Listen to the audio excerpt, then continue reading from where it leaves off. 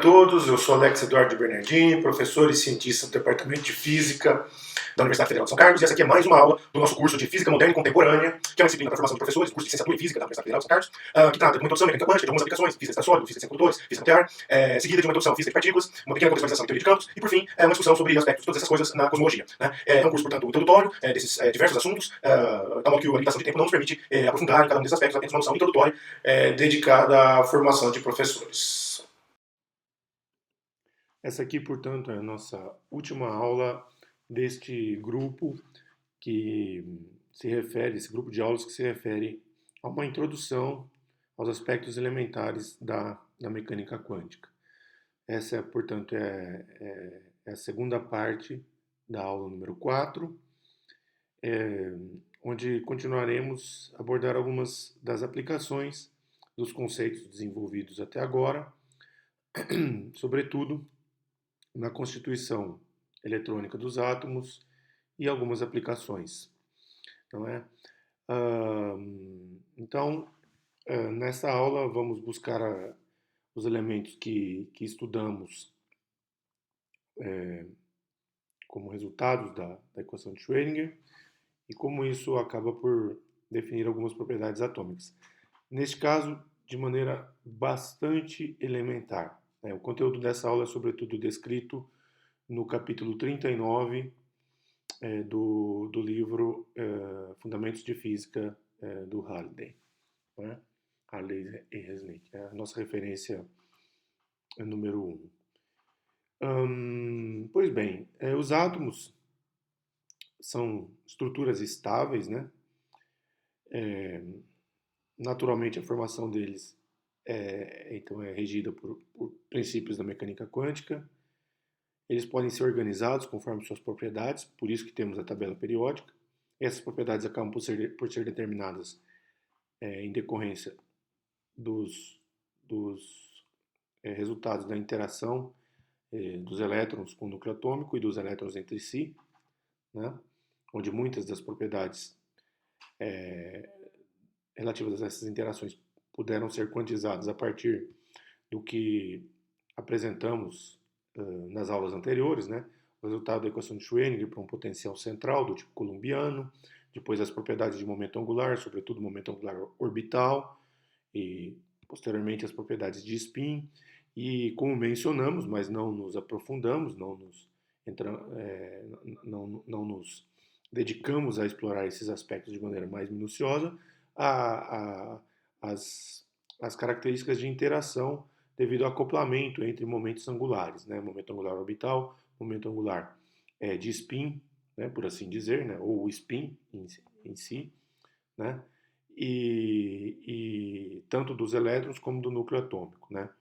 No que determina a estrutura fina e estrutura hiperfina dos átomos, né? Que alteram, portanto, quebram a degenerescência dos níveis de energia, provocando aí um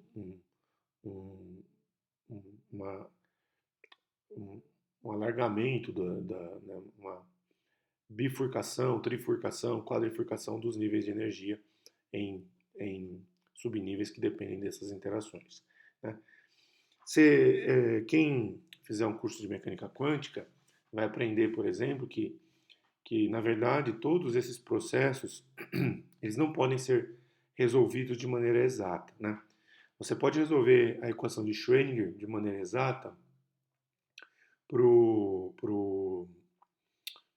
potencial central, né? Imaginando, por exemplo, que você tem um centro atrator e uma partícula atraída. No caso, o átomo de hidrogênio é o exemplo tácito disso daí, né? Então, você tem um próton e um elétron, né? E você calcula a massa reduzida e resolve tudo em termos da massa reduzida. A gente nem abordou esse aspecto da massa reduzida aqui, porque a massa do próton é 1.800 vezes a massa do elétron, então a massa reduzida é praticamente igual à massa do próton, né? Uma pequena diferença. Agora, à medida que você vai acrescentando, mesmo nesse sistema, que é um sistema de dois corpos, vai acrescentando interações do tipo spin-órbita, spin-spin, né? Você não consegue resolver a equação de Schrödinger de maneira exata. Você tem lá o background, que você resolveu para o átomo de hidrogênio, as funções radiais, os harmônicos esféricos, mas na medida que você acrescenta essas interações, você não consegue resolver. Você tem que usar um tratamento perturbativo, né? Então você vai aprender a teoria de perturbação da mecânica quântica, né, que é um procedimento semelhante ao que se desenvolve na mecânica analítica, né? Só que na mecânica analítica é muito mais complicado. É muito mais complicado porque você não tem base ortogonal, enfim. A estrutura de cálculo é um pouco diferente. O conceito é o mesmo, né? Mas a estrutura de cálculo é um pouco diferente, né? Onde você aplica, por exemplo, teoria perturbativa na mecânica clássica, na mecânica analítica? Quando você vai resolver, por exemplo, o pêndulo, né? O problema do pêndulo simples. Não para pequenas oscilações, mas para oscilações que saem do horizonte de pequenas oscilações, né? Que vão lá com seno de θ e não com θ na amplitude de oscilação, né? Então lá, por exemplo, você aplica os preceitos de teoria de perturbação. Na mecânica quântica, quando você perturba então o potencial com a presença de interações spin-órbita ou spin, enfim, você também acaba por desenvolver uma, uma teoria perturbativa, né? E fazer as contas a partir desses cálculos perturbativos. É uma coisa trabalhosa, né? E, enfim, faz parte aí, muitas vezes, do curso número 2 de Mecânica Quântica, na Mecânica Quântica 2, às vezes nem é abordado no curso 1 de Mecânica Quântica, né? Então, é bom saber que existe esse procedimento e que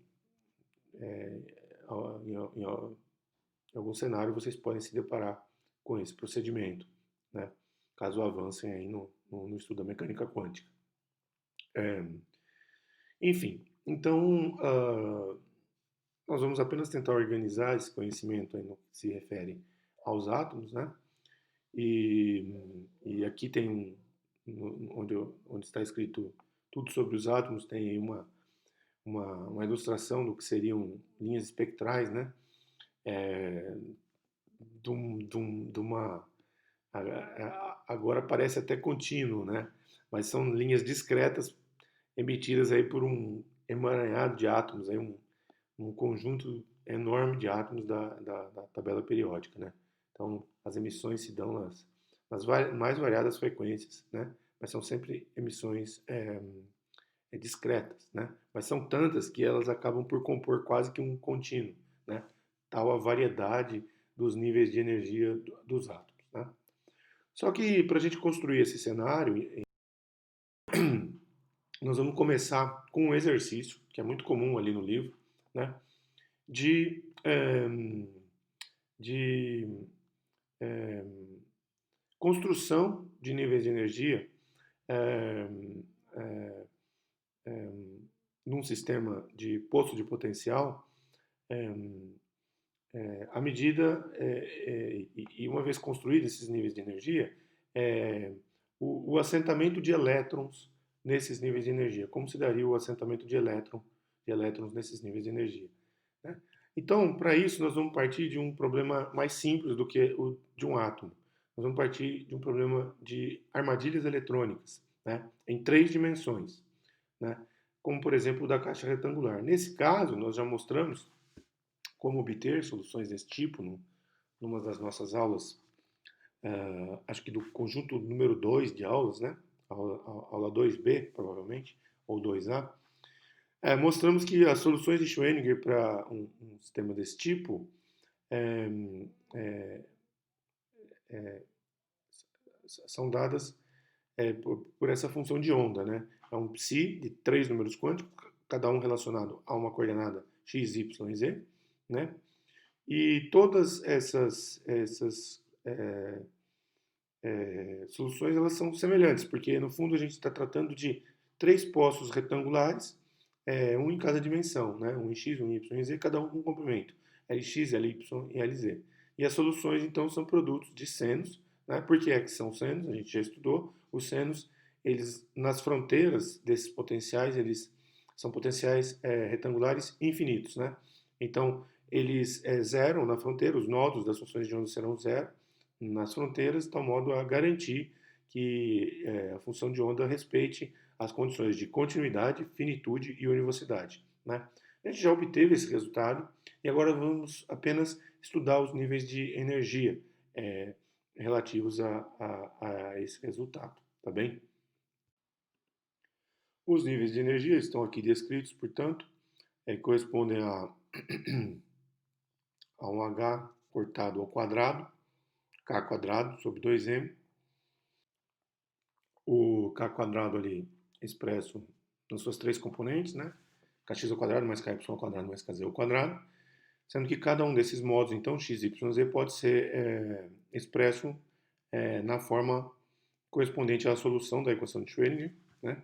Como havíamos obtido aqui, de tal modo a garantir as condições de contorno da função de onda que respeitam a continuidade, finitude e universalidade. Então temos ali o K1, K2 e K3, que são correspondentemente Kx, Ky e Kz, né? Cada um com um número quântico N1, N2, N3, ou Nx, Ny, Nz, que seja, né? A nomenclatura não é importante aí. Então, substituindo esses valores, temos ali a expressão para energia com cada um desses números quânticos, né? É importante salientar que nessas circunstâncias a composição dos níveis de energia, né, vai depender dos valores do parâmetro de comprimento desse potencial, que são esses L's. No caso em que os L's são todos iguais, né, a gente tem o que a gente chama de um potencial isotrópico nas três dimensões, a gente pode pôr em evidência esse valor de L, e aí a expressão fica toda em termos de um fator multiplicativo constante, né, que é igual a h quadrado sobre 8m L ao quadrado. A gente já havia obtido isso. Nessas circunstâncias, né, de uma armadilha eletrônica, então, isotrópica, é mais fácil a gente obter níveis de energia degenerados. Por exemplo, nesse caso, o E100, 010 e 001, todos eles vão ter o mesmo valor de energia. Então, tem uma degenerescência expressa. Se os valores de L fossem diferentes, haveria uma quebra nessa degenerescência. A gente vai abordar isso daqui a pouco. Só que por hora, vamos nos limitar aqui a uma armadilha de duas dimensões, né? Então a gente suprime a componente Z, né? E continua aqui com a análise, pensando apenas em uma armadilha então em duas dimensões, como se fosse um curral quântico, né? Esse é o termo muitas vezes utilizado. Então a gente só vai ter os números quânticos N1 e N2, né? Nessas circunstâncias, vamos tentar assentar os elétrons nessa armadilha, né?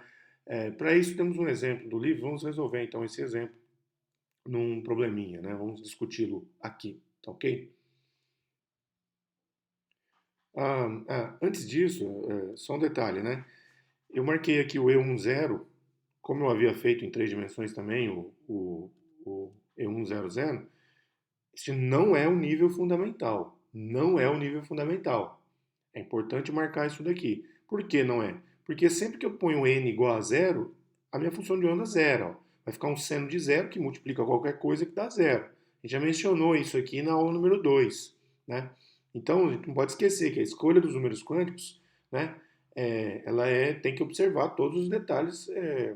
É uma função de onda igual a zero, quer dizer que não tem nada. Né? O estado quântico é zero, probabilidade zero. Então não pode ter o n igual a zero. Então por que eu coloquei o E100 aqui, o E10? É só para eu identificar essa constante multiplicativa, tá? Que vai aparecer aí, sobretudo nos problemas que tem isotropia, né? Então não vamos nos esquecer disso daí, tá bem? Bom, vamos para o problema então em duas dimensões. A ideia é alocar 7 elétrons nesse tipo de curral quântico, né? Numa armadilha quântica de duas dimensões. Então, inevitavelmente, eu tenho que observar alguns aspectos que a gente já estudou, né? O primeiro aspecto é que, os números n é que vão determinar as energias e vão ser características aí do estado quântico, né? Então, através desses números que a gente vai determinar o diagrama de níveis de energia, né? E vamos aí preenchendo esses níveis, né, de energia. A forma de colocar os elétrons, a gente tem que lembrar, né, da segunda ideia fundamental aí, de que o os elétrons eles vão ser colocados com base no princípio de exclusão de Pauli. Então eles não podem ter todos os números quânticos iguais, né? Eles não podem estar, por exemplo, eu posso colocar dois elétrons no nível E11, né? Todos com N1 e N2 igual a 1, dois elétrons eu posso? A gente vai ver que pode, porque a gente vai ter lá um número quântico para diferenciar um do outro, né? A gente está sempre aqui desconsiderando a interação entre os elétrons e tal, e tal. A gente está só considerando o papel do potencial, né, no elétron.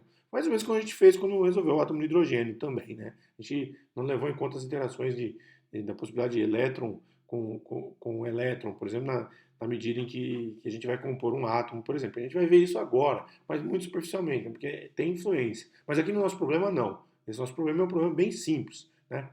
Então, a gente pode sim colocar elétrons com o mesmo número quântico, desde que eles tenham um outro número quântico que diferencie um do outro, né?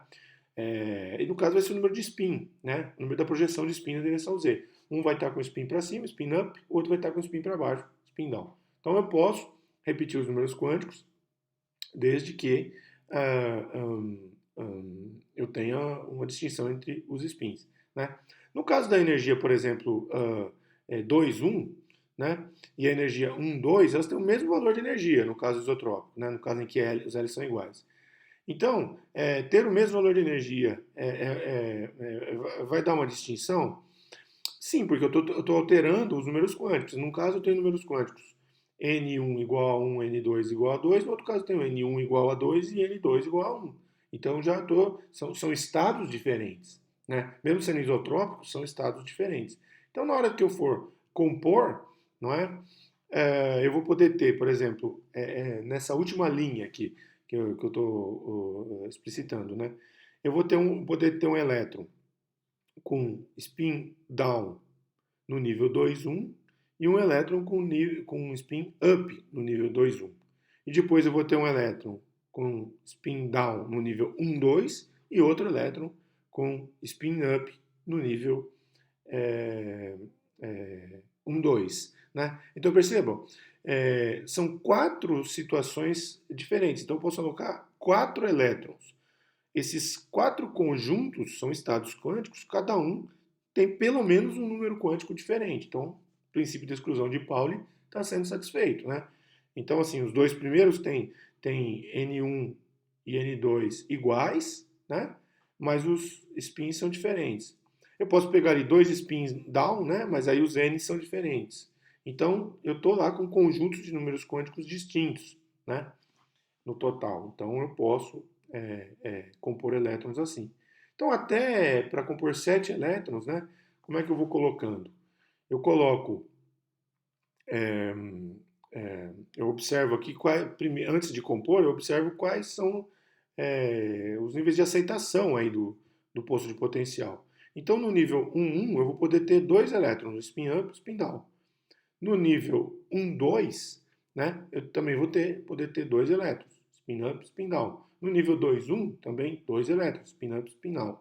Né? No nível 2,2, né, eu vou poder ter... eu só coloquei aqui um dos elétrons, né, porque eu não cresci a coluna, mas é um exemplo do livro. Mas eu posso ter também 2 elétrons, um spin up e um spin down. Né? Aqui eu mostro, à medida que eu vou acrescentando, quanto vale a energia do elétron naquele nível. Né? Então, no nível 1,1, né, basta a gente vir aqui, ó, fazer 1 ao quadrado mais 1 ao quadrado, né? Dá 2, então vai ser 2 vezes esse fator em vermelho. No nível 2,1 ou no 1,2, basta eu vir aqui e fazer 2 ao quadrado mais 1 ao quadrado, ou 1 ao quadrado mais 2 ao quadrado, e vai ser 2 ao quadrado, 4, mais 1, 5, vai ser 5 vezes isso daí. No nível 2,2 vai ser 2 ao quadrado mais 2 ao quadrado, 8. Né? E aí eu vou preenchendo e obtendo os valores de energia. Né? Para ficar aqui de forma pedagógica, vamos até o 7º elétron, ver até onde que preenche. Né? Com 7 elétrons, então primeiro eu coloco um, depois eu coloco outro com o spin invertido, né? Depois vou para os níveis de cima, que são o 2, 1 e 1, 2, todos com energia igual a 5, vou preenchendo, né? A gente viu que dá um total de 4, e o último vai ter que ir no nível lá de cima, né? O último vai ter que ir no nível lá de cima, né? Então, o total de energia aí vai ser, eu tenho 2 com 2, 4 com 5 e 1 com 8, né? Vai ser justamente a conta que eu havia feito aqui, 32, né? Então, o nível total de preenchimento de energia vai ser igual a 32 vezes esta constante em vermelho aqui, né? H quadrado sobre 8ml ao quadrado, né? Ótimo, então está preenchido, né? Eu posso analisar as transições de energia aí, né? As transições de energia, que na verdade é, é, ela faz parte de uma das perguntas, né?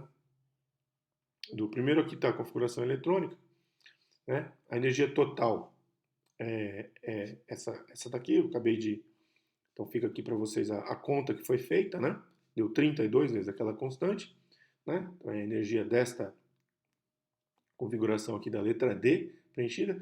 Agora eu coloquei essa outra figura porque a terceira pergunta, né, é sobre qual energia deve ser fornecida para que esse sistema passe ao primeiro estado excitado. E qual é a energia desse estado? Então, assim, é o estado global, né, contando todos os elétrons. Né? Então é uma pergunta não ela, um pouquinho de contas a gente responde, né? Mas a gente tem que analisar quais são as energias de transição possíveis, né? Então, e quais então são os valores dessas transições e para a gente tentar identificar qual que é o primeiro estado excitado, né? Então, quais são as possibilidades? Vamos olhar na figura D, ali à esquerda, embaixo à esquerda, né? Figura D. Os elétrons podem transitar de onde para onde? Ó, o nível 5 está preenchido, né? O nível de energia 5. Então, eu não posso pôr mais elétrons ali, né? Para cima, o que eu posso fazer? Ou eu posso jogar um elétron do nível mais baixo, E11, para o nível E22, que está ilustrado ali na figura E. Daria um salto de 2 para 8, um salto de 6. Ou eu posso fazer com que o elétron salte do nível E21, E12, para o E22 de novo, aí de 5 para 8. Né? Ou eu posso fazer com que o elétron do E22 salte para o nível 10. Aí daria um salto de 2. Então, o salto mais barato, vamos dizer assim, em termos de energia, né? O salto que exige menos energia é do E22 para o próximo nível, que é o E31, E13, que também abarca 4 elétrons. Né? Então, eu posso fazer esse salto. Então, se eu fizer esse salto de 2, né, eu estaria indo para o nível de energia E1, né, igual a 34. Né? Estou indo 32 para o 34. Esse é o nível de energia mais baixo. Né? Um outro salto possível seria do E21, E12 para o E22. Né? Aí eu estaria indo para 35, na verdade. Né? Então, o salto, né, mais que vai levar a um nível de energia excitado de menor energia é o salto que providencia, que necessita de um delta aí de 2, né? Duas vezes aquela constante. É importante observar nesse experimento mental, né, que quando o sistema é excitado, um dos 7 elétrons realiza um salto quântico no diagrama de níveis de energia para um elétron, conforme a gente descreveu no diagrama. Né? Então os saltos têm que ser quantizados. Né? A energia fornecida é aquela correspondente a esse delta desse salto. E o princípio de exclusão de polo tem que ser respeitado sempre. Então, eu não posso, por exemplo, né, como havia dito aqui, fazer o salto do nível E11 para o nível E21, que já está preenchido. Né? Então, seria um salto de 3 unidades, mas ele já está preenchido, então não posso fazer esse salto aí, né? Aqui estão expressas de maneira mais detalhada as contas que eu mencionei, né? Então, do E11 para o E22, daria um salto de 6 unidades. Do E21 para o E22, daria um salto de 3 unidades, mas esse não pode. Não, desculpa, esse pode. Esse pode. Né? O que não pode nem está na figura, né? Do E11 para o E21. Não pode por causa do princípio de exclusão de Pauli, né? E o outro que pode é o do E22 para o E13 ou para o E31, que é justamente aquele que permite este salto, né? O salto de energia mais baixo, né? Então, é logicamente que você fornece energia para ver esse salto, mas depois o elétron decai de novo para o estado fundamental, né? A natureza sempre busca a configuração de menor energia. Então ele vai acabar saltando e emitindo um fóton, né? De frequência correspondente, não é? Então, veja bem, esse mecanismo que a gente discutiu aqui, né, de composição dos níveis de energia nos currais quânticos, né, em problemas desse tipo, né, ele vai poder ser aplicado também, a ideia, na composição dos átomos, né? Como a gente já mencionou na aula anterior, né, que vai redundar ali no diagrama de Pauling, né, de Linus Pauling. Então, o que vai acontecer? Você vai compondo elétrons de modo a preencher os níveis de energia, depois as alocações nos momentos angulares permitidos e depois as alocações de spin, né? Então, nessa ordem. Então, o nível 1S, momento angular, o número quântico n igual a 1, o número quântico L igual a 0, né? Só admite, então, o m igual a 0 e portanto, temos só essa possibilidade de alocação. Mas os elétrons podem, então, ir com spin para cima e spin para baixo. Então, vou ter dois elétrons. No nível 2S, mesma coisa. N igual a 2, momento angular 0, m iguais a 0. Eu vou poder pôr apenas dois elétrons, spin up, spin down. No mesmo nível 2, mas se o momento angular for L igual a 1, aí eu vou ter os MLs menos 1, 0 e 1. Então, eu posso ter 3 alocações para cada dois elétrons. Então, 6 elétrons no total, né? E assim vou construindo o quê? Vou construindo a tabela periódica, né? E tal modo aí ocupando sempre os níveis de energia mais baixos. Tem que tomar só então, vale aí a regra de Pauling, né? Seguindo conforme apontam as setas. Vai ter ocasiões em que os níveis de energia não propriamente seguem os números quânticos, né? Então tem umas exceções, por exemplo, quando a primeira que aparece, no caso do cromo e do cobre, é que os níveis 3D, por exemplo, são preenchidos antes dos níveis 4S, né? Então que é o do molibdênio é o último nível do molibdênio e da prata, né? Então o 3D é o último nível do cobre e do cromo e o 4S é o último nível do molibdênio e da prata, né? Então essa composição por quê? Porque isso aí depende de como se conflagra aí o ajuste dos elétrons nos átomos, né? E a correspondente energia que vai ser referente a essa configuração eletrônica, né? Mas conhecendo então essas informações é que vai ser possível compor a tabela periódica, né? E descrever, né, os elementos que a gente conhece, né? Ainda hoje, né? E depois, com base em todas essas estruturas, a gente que vai ser aí motivo das aulas posteriores, né, a gente vai ter outras propriedades, né, relativas mas que advêm naturalmente das propriedades eletrônicas e nucleares dos elementos químicos aí, né, dos átomos, né. E isso é mais complexo, aí são coisas aí que exigem muito de fenomenologia experimental, a teoria não dá conta sozinha, né? A gente vai ter interações de muitos corpos, porque vão ser vários elétrons ali, então tem uma série de problemas que vão aparecer, né? Mas o nível de organização que a gente tem hoje é fabuloso, porque nem sempre foi assim, né? Antigamente, por exemplo, a gente tinha esse chamado parafuso telúrico do Champ-Courtois, né? De Champ-Courtois. Enfim, que eu não tenho a menor ideia como é que funciona, né? São coisas mais complicadas. Hoje as coisas estão mais organizadas, então a gente pode, por exemplo, tirar propriedades como não só a distribuição de elétrons, né? Mas como isso influencia, por exemplo, né? Aqui a gente está só para aquela região de números de energia igual a 1, 2 e 3, né? Seria o topo aqui da tabela periódica, tá vendo? as 3 primeiras linhas, eu estou resumindo ali, né? A gente pode tirar, por exemplo, as energias de ionização, né? A gente pode verificar quão é fácil tirar ou quão é difícil tirar um elétron do último nível. Essa é a chamada energia de ionização, né? Então, vocês podem ver, por exemplo, que é mais fácil tirar um elétron do hidrogênio do que do hélio, por exemplo, né? Do último nível, né? O, ou, por exemplo, do neônio do que do lítio, né?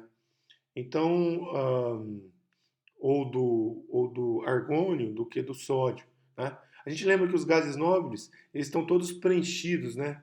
Na última camada, né? Eles não têm um salto para a camada seguinte, né? No preenchimento de elétrons, né? Eles têm aquele número, o número deles, ó, é 2, 10, 18, 36, 54, 86. Então eles estão na composição aqui, ó. Vocês vão ter 2, aí já preenche, está todo o nível 1 preenchido. Ou 2, 2 e 6, 10, está todo o nível 2 preenchido, né? Ou 2, 2, 6, 2 e 6, 18, está faltando o D ainda, que é mais 10, que é mais. Não, é 18 mesmo, então tá certo. Tá tudo nível 3 preenchido, né? E assim vai. Então os gases nobres estão sempre no topo aí da energia. É mais fácil ionizar, porque tem elétron pra caramba no último nível, né? Mas cada um tem ali as suas propriedades. E não é uma coisa linear, né? Porque, como eu disse, aquelas interferências vão aparecer também, né? Uma outra forma de visualizar é nessa tabelinha aqui, né? Essa é mais detalhada, é o mesmo tipo de coisa, só que ela é mais detalhada. Aqui eu usei um esquema de cores, né? Verde para o nível 1 S, azul para o nível 2S, amarelo para o nível 2P. Eu tive que editar essa tabela aí, porque estava tudo em vermelho, né? E vocês vão ver, então, aí tem a energia de aprisionamento, né? Essa binding energy, e o correspondente número atômico, né? Então, a gente pode pegar para um mesmo número atômico, né?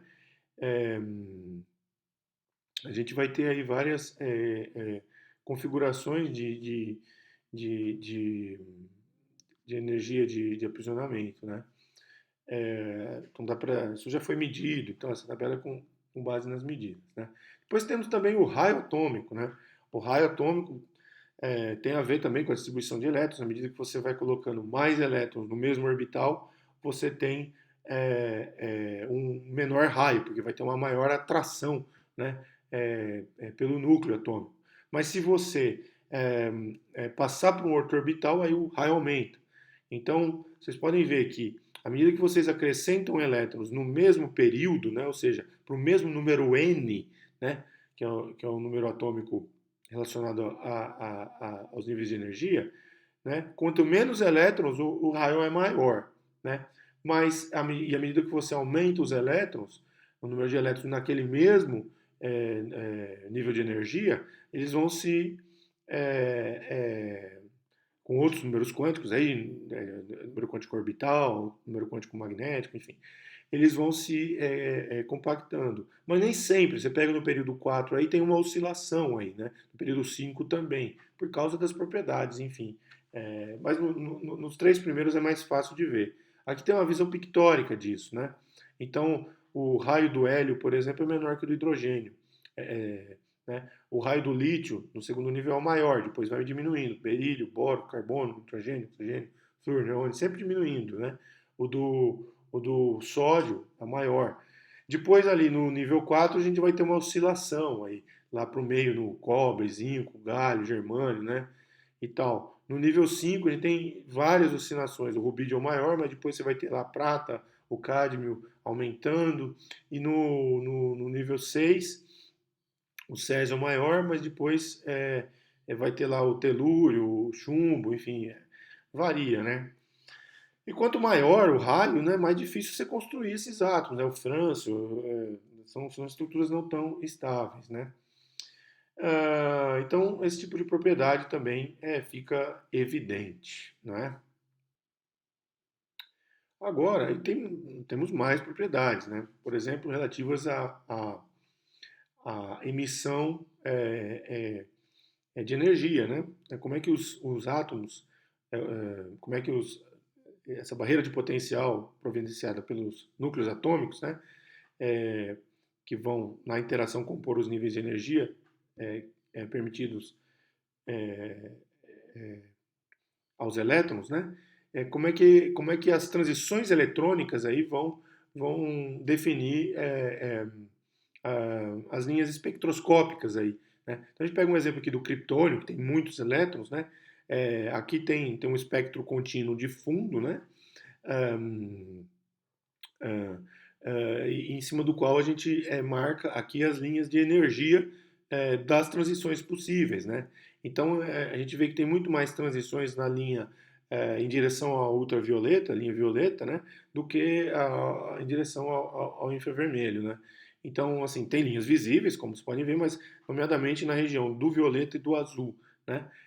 Um pouco no verde, aí já no amarelo e no vermelho a gente tem menos, apesar de ter linhas muito intensas, né, no amarelo, no verde e mesmo no azul, né? E também não só esse tipo de propriedade da emissão espectral, né? Mas também com que tipo de estrutura sólida, cristalina, por exemplo, esse material pode compor, né? Então, isso também é importante, né? O criptônio, por exemplo, ele vai compor uma estrutura cúbica de face centrada, preponderantemente, né? Que é também uma coisa que a gente vai estudar mais adiante, né? E, obviamente, essas propriedades não ficam limitadas ao visível, né? Elas também são importantes, né?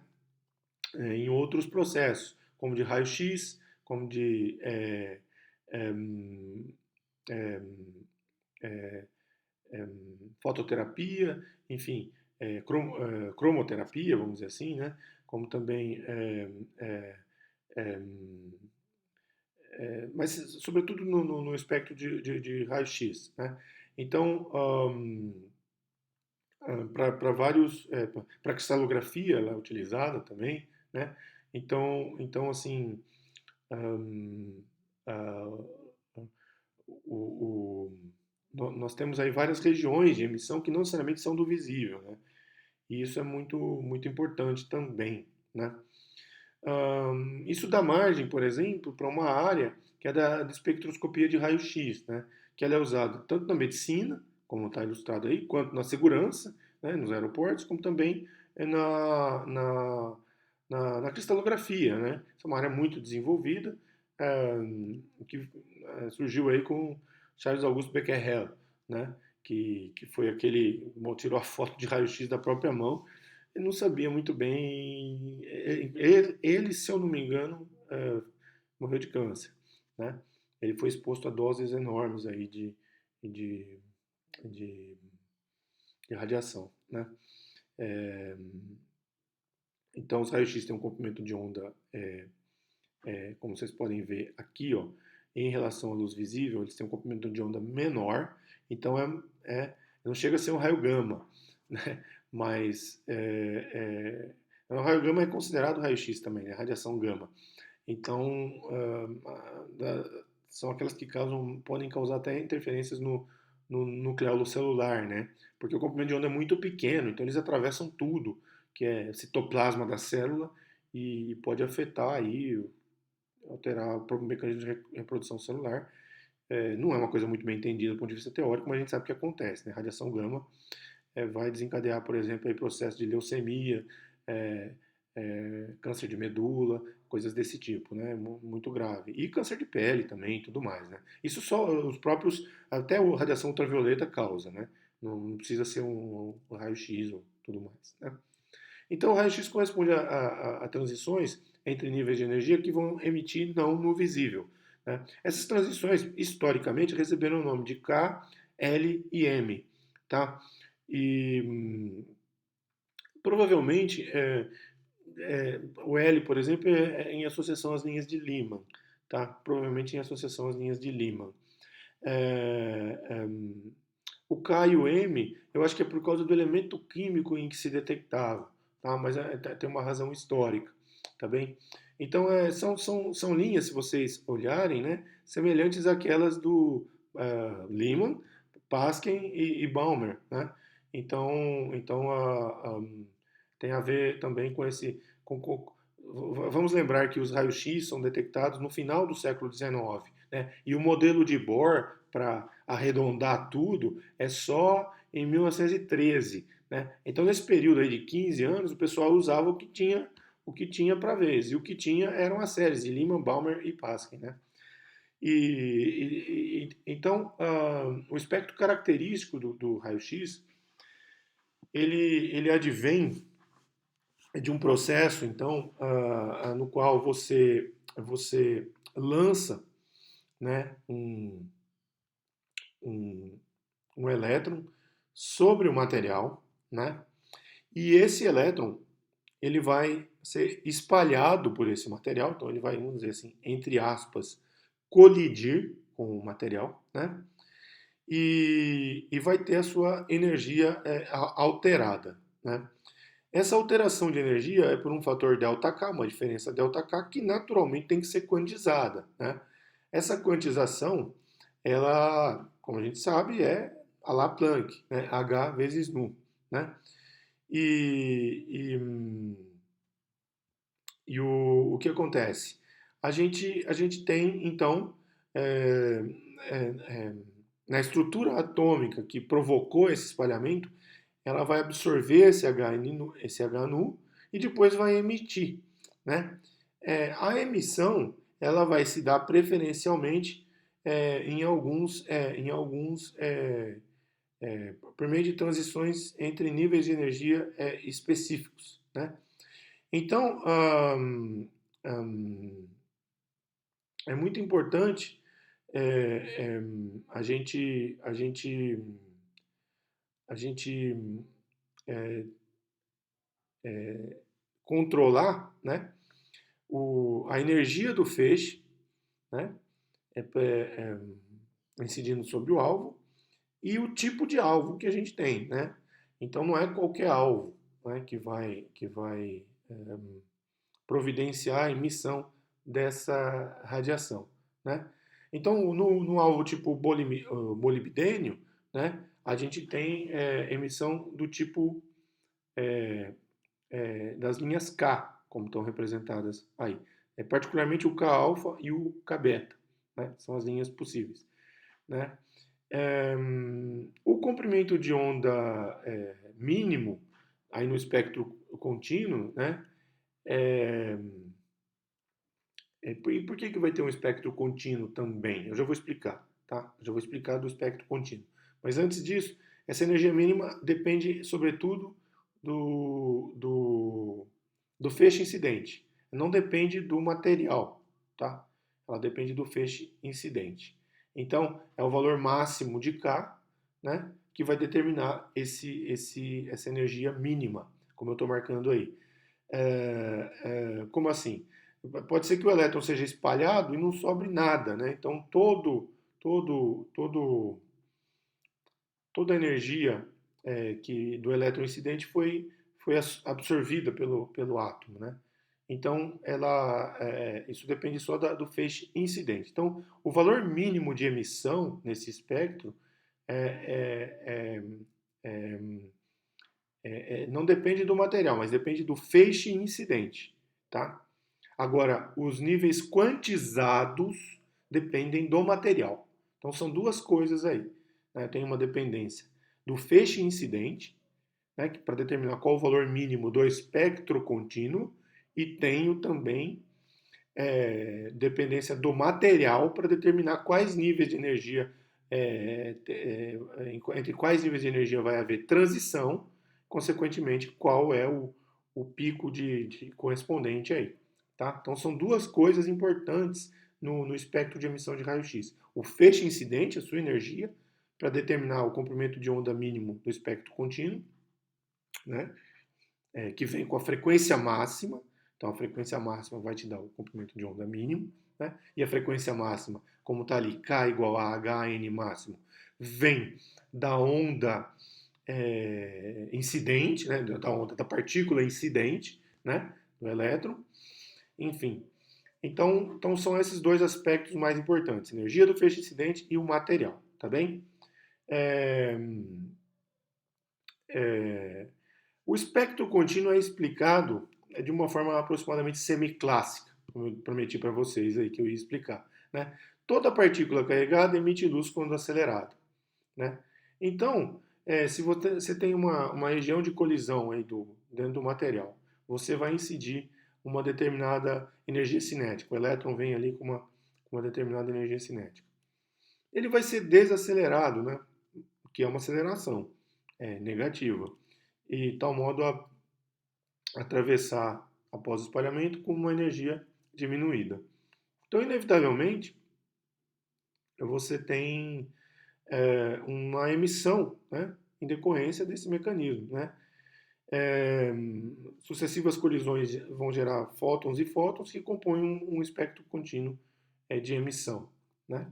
Então, é um comportamento estatístico que vai. Se a gente quiser ir a fundo, a gente tem que usar preceitos da mecânica estatística aí para entender o que está acontecendo ali exatamente, né? Aqui a gente está com uma explicação bem rudimentar, né? Então, o comprimento mínimo vai ser assumido conforme essa energia, né? Como eu já expliquei, e não depende do material, tá? Não depende do material porque ele depende da energia incidente. A fórmula por si só é explícita, né? E já os picos, como eu avisei, o espectro discreto, né, vai depender do material, né? Inevitavelmente a gente tem aí um fenômeno quântico. Então os picos são essencialmente quânticos, né, de natureza quântica, né? Então a transição, por exemplo, ó, no molibdênio, a transição K-alfa é da ordem aí de 22, não, vamos dizer, de 3 até 20, dá 17 kV. A transição K-beta é da ordem de. Então, é uma energia elevada, né? A K-beta é da ordem de 19, né? kV. Depois tem aquelas com energia um pouquinho mais baixa, no, transições L, né? São da ordem aí de 1 ou 2, 2 e pouco eletronvolts, né? É, pergunta: por que o pico de K-alfa é mais alto, né? Mais intenso do que o pico de K-beta? Percebam que, sendo que a energia de K-beta é maior que a de K-alfa, né? Ó, a energia de K-beta é maior que de K-alfa. Mas a intensidade não tem nada a ver com a transição de energia, né? Vamos lembrar lá de Planck. E igual a h nu determina a energia de um fóton. Mas a energia total de um feixe depende da quantidade de fótons. Lembra, era NH nu, é um fator multiplicativo. Então a intensidade da energia, ela vai com o número de fótons vezes a energia de cada fóton, né? Isso vai dar intensidade de energia. Então se o K-alfa tem intensidade maior que o K-beta, ainda que a energia de um fóton K-alfa seja menor do que a energia de um fóton K-beta, quer dizer que tem mais fótons K-alfa do que K-beta. E como é que tem mais fótons K-alfa do que K-beta? É porque a transição K-alfa é mais frequente do que a transição K-beta. Então, quando o elétron chega nesse átomo aí, tromba com os elétrons, por assim dizer, tromba com os elétrons do nível 3 e do nível 2, ele empurra mais elétrons do nível 2, desculpa, ele tromba com elétrons do nível 1, né? Ele empurra mais elétrons do nível 1, certo? Para o nível 2 e para o nível do que para o nível 3, né? Ele tromba com mais elétrons do nível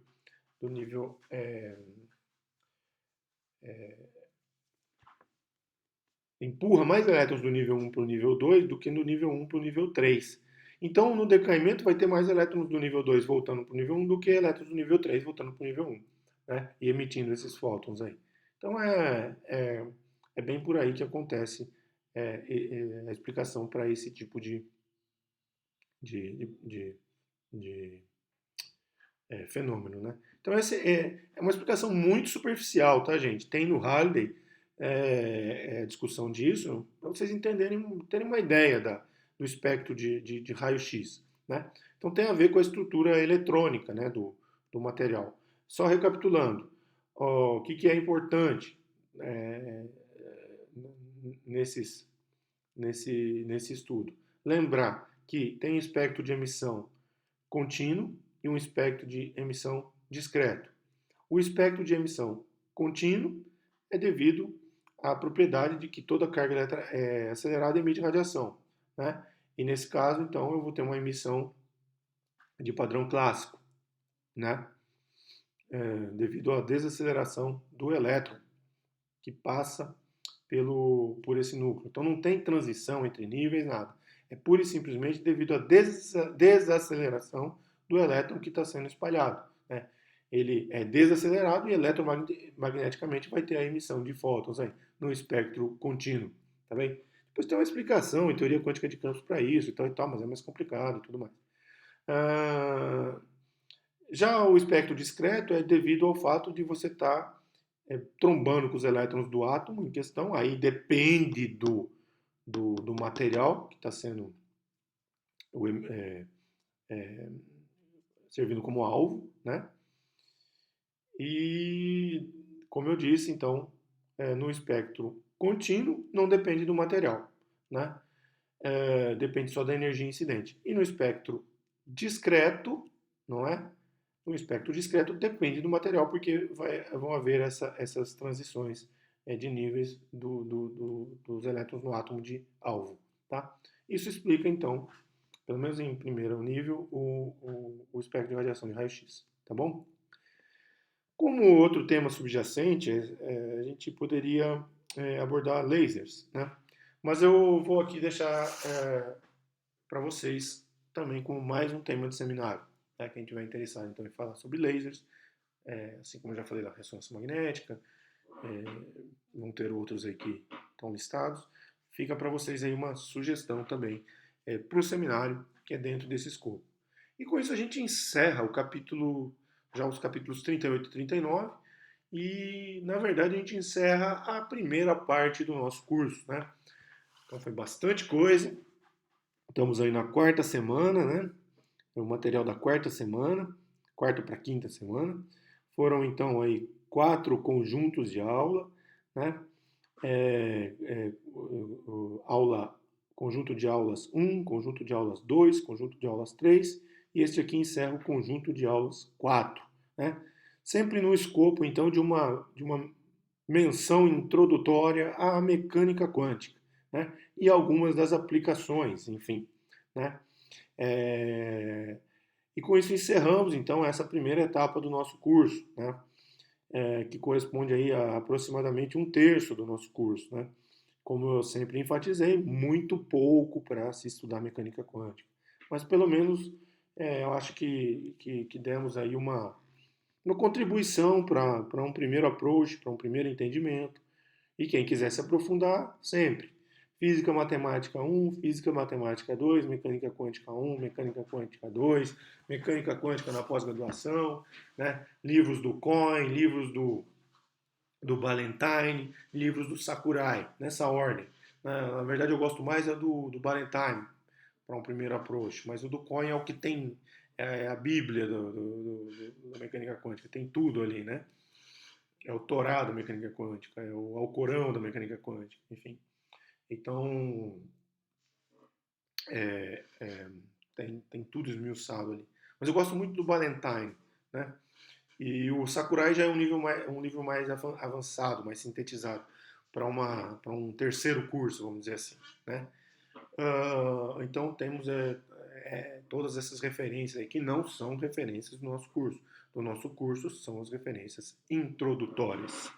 Tá bem? Então vocês agora vão ter que se dedicar aí tanto a resolução de exercícios, das listas de exercícios, cada capítulo aí são uns 15 exercícios, né? Os capítulos têm 30 e tantos exercícios, mas eu selecionei 15 para cada um resolver, mais ou menos, de cada capítulo, então vai dar um total aí de uns 60 exercícios, né? E depois vão ter que fazer uma resolução comentada de um conjunto desses exercícios, que se refere então às temáticas que a gente indicou ali no nosso programa. Tudo bem? É isso então, um abraço e muito obrigado. E agora, preparando-nos para assuntos mais elaborados que vão além da mecânica quântica nos seus fundamentos. Ok?